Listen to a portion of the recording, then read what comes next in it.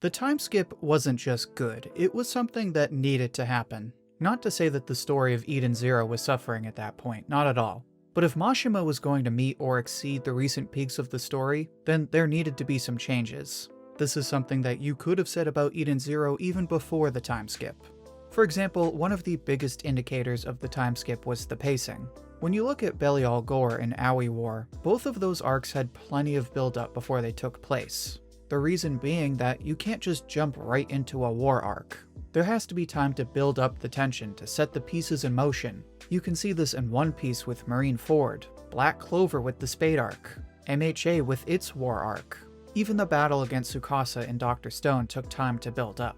These are arcs with lots of moving parts that are meant to have a major impact on the story. If you don't take the time to build the foundation, then the readers won't be nearly as invested as they should be. So in the case of Eden Zero, Mashima only had two choices. He could either build up the tension for the Kaede War over the course of one or two more arcs, or he could use a time skip. Now, just to play devil's advocate, let me explain why going with the first option would never have really worked out. In Eden Zero, the characters always have a very deliberate reason for where they go, and that reason is usually the next immediately logical step in their broader mission. It's not like One Piece where the characters just go to whatever island happens to be next.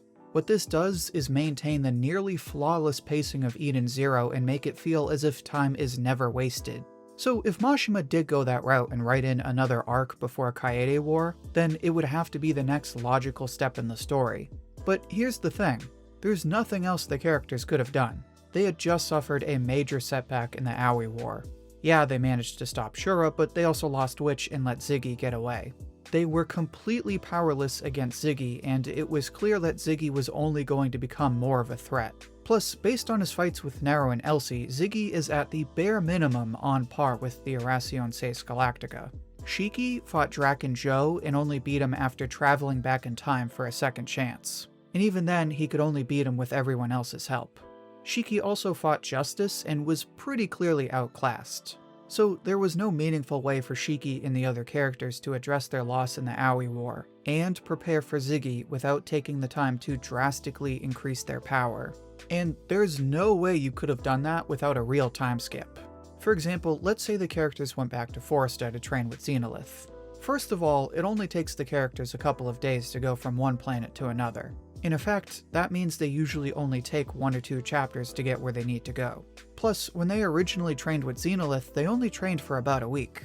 And that only took about 1 or 2 chapters. So if Mashima were to repeat what he did in Foresta, the time passed in the story would only be about 2 weeks max. And in our time, it would have been maybe another 5 chapters. There's just no way the characters could drastically improve their abilities to the point of being on par with Ziggy and the Dark Stars in the course of 2 weeks. Naturally, Mashima needed to write in a longer time skip in order to believably power up the characters' abilities. Now, at this point, I'd like to address one issue that came to my mind after the time skip. Actually, before I do that, I'd like to just give a quick shout out to the comment of the week from my last video on Season 3 of Dr. Stone. If you'd like me to share your comment in the next video, then make sure to share your thoughts on the time skip down below. But back to what I was saying, when I asked everyone on my channel what they thought of the time skip before this video, a lot of them brought up the issue of the side characters. One weakness of Eden Zero in the more recent arcs of the story has been that Mashima tends to add new members to the crew without fleshing them out as much as he could. A big reason for this is that nearly flawless pacing. While you never feel like time is wasted in Eden Zero, you also get this feeling, at least before the time skip, that the newer members of the crew just don't feel as familiar as the other characters. To use One Piece as another example, Oda loves to add new characters and have them join the crew in the same arc they're introduced. But the difference there is that One Piece is a lot longer, and those new members have hundreds of chapters to interact with the other characters. So as they slowly interact more and more with the other members, they eventually become a regular face of the crew. But in Eden Zero, you don't have that kind of time, at least not right now. For a frame of reference, just compare where Eden Zero is right now to where One Piece was. In chapter 190, Eden Zero is apparently halfway through the story. In One Piece, they were almost done with Alabasta. Eden Zero is clearly moving at a much faster pace. While it's rewarding in the sense that the story always feels like something new is happening, It can also be a bit disappointing because it doesn't take as much time to slow down and really flesh out its other characters. So when you have an opportunity to slow down the pacing after Aoi War, you could argue that this was the perfect opportunity to write in 1 or 2 arcs before the Kaede arc. For example, let's say Mashima did write in a training arc, but this time he made it something closer to 20 chapters. This would give Mashima plenty of time to believably power up the characters, develop the plot with Ziggy in the background, and flesh out characters like Jin, Clean, and Laguna all at the same time. But while it's possible that an arc like this could have worked, it's more than likely the case that this would have just killed the pacing. Like I said before, the reason Eden Zero's pacing is so great is because it just continues to build off of the momentum of each arc. And Aoi War is the biggest peak in the story. So to follow that peak with a 20 or so chapter arc of training would have killed that momentum. Now, just so we're clear, it's not like the story literally never stops. There's always those few chapters in between arcs where the characters have time to reflect. In fact, that's one area where Eden Zero stands out from a lot of other shonen. When Witch died, it had a very clear impact on the characters, and Mashima took the time to address this. But to follow that up with 20 chapters of training would have been overkill. Again, Mashima could have accomplished a lot if he went this route. But when the only thing the characters need to do is training, there's only so much they can do for 20 chapters without introducing a new villain or some kind of obstacle before it gets boring. So when you compare this option to the option Mashima actually went with, it's clear that the time skip was the better route.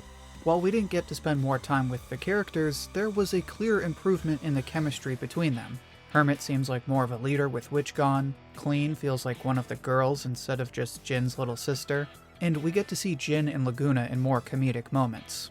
In the 3 years that went by, the characters believably grew together. Plus, by going the time skip route and not showing everything that happened, this allowed for more drastic changes. Obviously in the way Ziggy was able to build his army, and also in the way the Eden Zero proceeded to chase after him and build their reputation.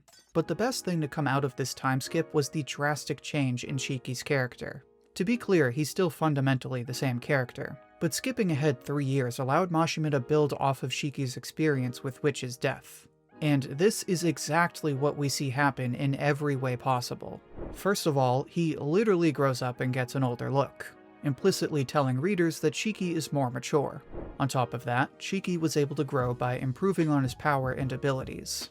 Like I said, Shiki was just barely winning his fights, so we needed to see him grow so that he could fight opponents like Ziggy one-on-one. As part of that growth, we also get a completely new side to Shiki, which is his ability to actually use logic and reasoning. I know I'm not the only one who was excited when Shiki started to put together Ziggy's past after seeing Wizard's memories. It just goes to show that Shiki took this time to grow very seriously and has legitimately grown from the more naive child he used to be. In a similar fashion, Shiki also seems to be more mature in the way he views the world around him. Following the negotiations with Holy, Shiki seems a bit more reluctant to trust someone right away. All of this just goes to show that Witch's death impacted Shiki in a meaningful way, and using the time skip after that death allowed Mashima to reflect that impact and make drastic improvements to Shiki's capability as a leader. So, as we can see, this time skip was something we needed. Without it, Mashima wouldn't have been able to write in this kind of growth for Shiki and the other characters. Like I said, he might have been able to flesh out the characters with some more arcs, but there's no way he could have made the kind of drastic changes we needed for the Kaede War. And while those couple of arcs could have been good for building up the Kaede War, the time skip managed to build plenty of tension while still maintaining the story's nearly flawless pacing. It's for these exact reasons that the 3-year time skip was always going to happen. And that's it for this discussion. If you enjoyed this discussion, then make sure to let me know by liking the video. Also make sure to comment with your thoughts on the time skip down below. And if you'd like more Eden Zero and other manga discussions like this one, then make sure to subscribe and follow along with each week's video. Thank you for watching, and I hope to hear from you soon.